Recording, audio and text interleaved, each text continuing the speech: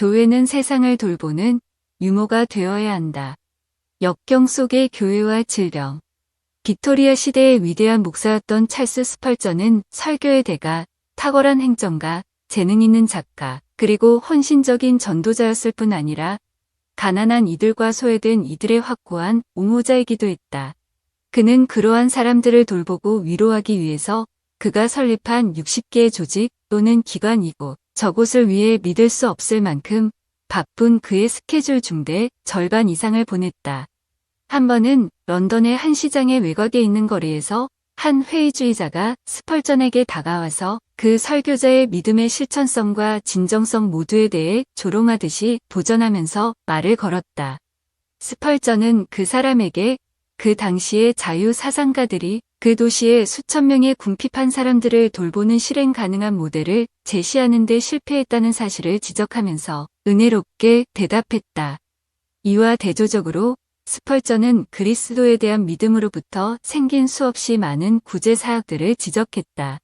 그 가운데에는 조지 휘필드의 선교, 조지 뮬러의 고아원, 토마스 바나도의 피난처, 토마스 수톤의 카리투지오, 수도원의 병원이 포함되어 있었다.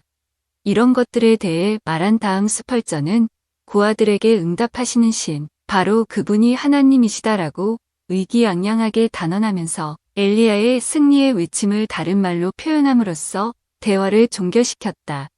스펄전의 응수는 허황된 웅변술이 결코 아니었다. 실제로 복음이 확장되어 신자들을 데려가는 곳은 어디든지 유럽 전체를 거쳐서 아프리카의 가장 어두운 곳으로, 중국의 발이 닿지 않는 곳으로, 미국 국경선의 끝자락을 따라, 그리고 호주의 오지 너머까지 궁핍한 사람들을 위한 헌신적인 보살핌이 있어 왔음이 입증되었다.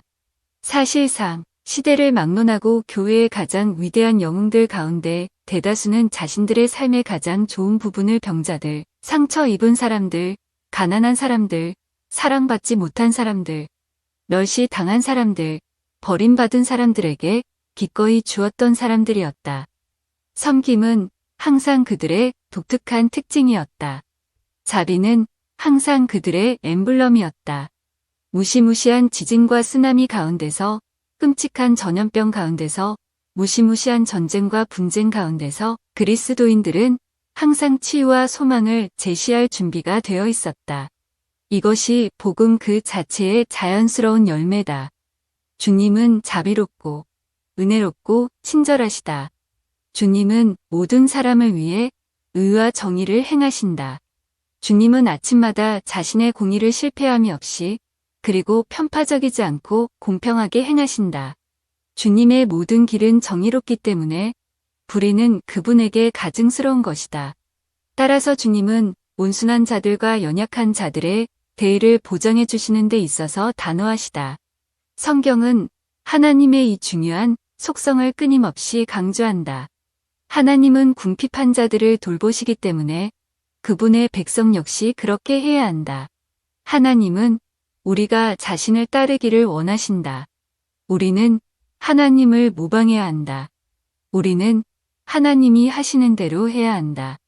사실상 우리는 하나님이 우리에게 해주신 대로 다른 사람들에게 해야 한다. 그것은 황금률 아래에 있는 윤리적인 원리다. 만약 하나님이 우리를 위로하셨다면 우리는 다른 사람들을 위로해야 한다. 만약 하나님이 우리를 용서하셨다면 우리 역시 다른 사람들을 용서해야 한다. 만약 하나님이 우리를 사랑하셨다면 우리 역시 다른 사람들을 사랑해야 한다. 만약 하나님이 우리를 가르치셨다면 우리 역시 다른 사람들을 가르쳐야 한다. 만약 하나님이 우리에게 증거하셨다면 우리 역시 다른 사람들에게 증거해야 한다. 만약 하나님이 우리를 위해 자신의 생명을 내놓으셨다면 우리 역시 서로를 위해 우리의 생명을 내놓아야 한다. 만약 하나님이 우리에게 치유와 소망을 주셨다면 우리 역시 하나님의 치유의 소망을 나눠야 한다. 하나님은 이스라엘 자손에게 방황하는 자들, 외국인들, 체류자들에 대해 정의를 확실히 보장해주는 가운데 자신을 본받으라고 명령하실 때마다 그들 역시 과거에는 멸시받고 버림받고 집이 없는 존재였다는 사실을 상기시키셨다. 그들이 비천한 신분에서 구속함을 받은 것은 오직 하나님의 은혜와 자비 때문이었다. 따라서 그들은 마음이 상한 자들과 박탈당한 자들에게 긍휼을 행해야 했다. 그들은 섬겨야 했다. 예수님은 그 원칙이 여전히 자신의 제자들에게 효력을 발휘한다고 가르치셨다. 높이 계신 주님의 긍휼함을 받은 우리 모두는 우리 주변의 모든 사람들에게 친절함 가운데서 따뜻함을 보여주어야 한다. 복음이 언제 어디에서 전해졌든지 신실한 사람들은 선행의 우선성, 특히 궁핍한 사람들을 향한 긍휼의 행위를 강조해왔다. 교회 역사 가운데 일어났던 모든 위대한 부흥은 바울의 선교 사역부터 종교개혁까지, 아타나시우스의 알렉산드리아 전도에서부터 미국의 대각성 운동회까지 자비로운 섬김의 폭발이 수반되었다. 병원이 세워지고 고아원이 설립되었다. 구조 선교가 시작되었다. 빈민 구호소가 지어졌다. 무료 급식소가 시작되었다. 자선단체들이 설립되었다. 굶주린 자들이 먹고 헐벗은 자들이 있고 버림받은 자들이 구조되었다. 말씀이 행위와 짝을 지었다. 역병, 기근 또는 황폐함이 일어날 때마다 그리스도인들은 언제나 변함없이 과감히 뛰어들어 용기와 보살핌을 보여주었다.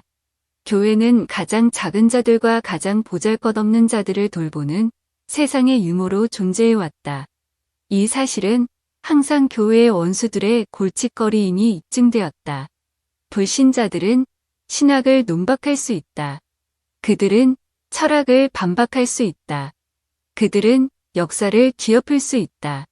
그들은 인격을 약화시킬 수 있다. 그러나 그들은 이타적이고 헌신적인 긍휼의 위대한 업적에 직면해서는 무기력하다. 그래서 하나님의 말씀이 점점 왕성해졌다.